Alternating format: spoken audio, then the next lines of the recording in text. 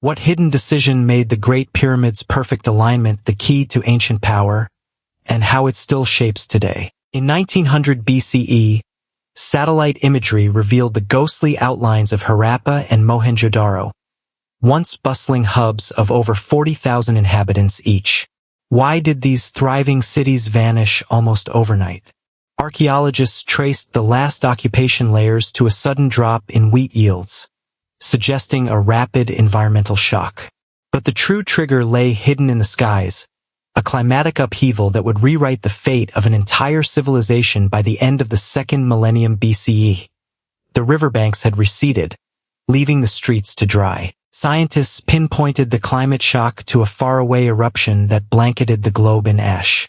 In the 6th century CE, the Toba supereruption spewed an estimated 2,800 cubic kilometers of volcanic material, darkening skies for up to 3 years.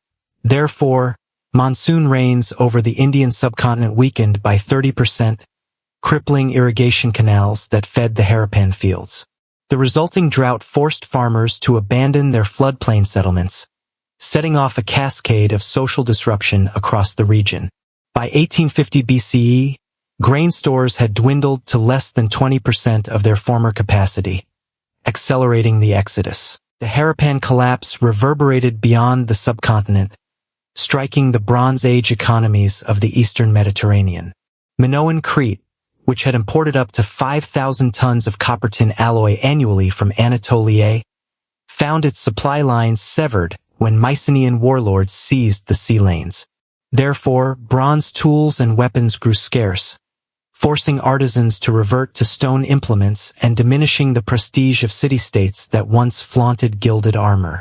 By 1200 BCE, the loss of bronze trade accelerated the decline of the Mycenaean palace system. Amid the turmoil, a quiet revolution emerged in the form of standardized weights and ledger stones, first recorded at the site of Mohenjo Daro around 2600 BCE. These clay tablets bore a decimal system of 1, 10, and 100 units, enabling merchants to reconcile shipments across distances of up to 2,000 kilometers. Therefore, disparate clan economies coalesced into a shared market, allowing massive public works, such as the Great Pyramid of Giza, aligned within 0.05 degrees of true north, to be financed and coordinated. This accounting backbone became the hidden engine of empire. The decision to embed precise accounting into the pyramid project began with Pharaoh Khufu's chief architect, Himiunu, who recorded stone blocks in ledger stones marked 2.3 meters each. By cross-referencing these records with astronomical observations, the team ensured the base aligned within 0.03 degrees of the north-south axis. Therefore, the monument not only symbolized divine authority but also served as a massive data bank, tracking labor from 30,000 workers and the flow of 2.5 million limestone blocks.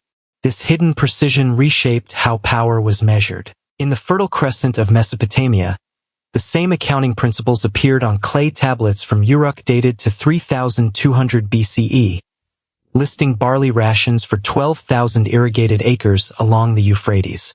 Therefore, city officials could allocate water rights with unprecedented accuracy, preventing the drought-induced famines that had felled earlier societies.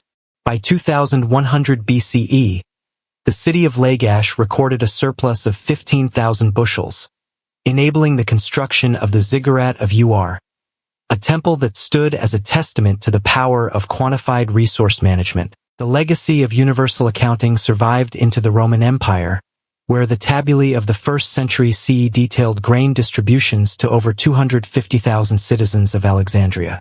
Therefore, the state could forecast shortages, redirect shipments from the Nile Delta, and sustain urban populations during the grain crisis of 41 CE. This continuity demonstrates that the same ledger logic that once aligned pyramids now underpinned imperial logistics, proving that the true engine of civilization was not stone or sword, but the ability to count. The hidden core of every ancient civilization, from the Indus floodplains to the Roman granaries, was not a divine statue nor a towering monument, but a universal accounting system that turned raw data into coordinated action. Therefore, when societies mastered the art of counting, They could mobilize labor, redirect trade, and weather climate shocks. This revelation forces us to ask, what modern infrastructures still rely on invisible ledgers, and how might their failure reshape our world? Comment below with the ledger you think holds our future. Which ancient ledger do you think still controls our modern world?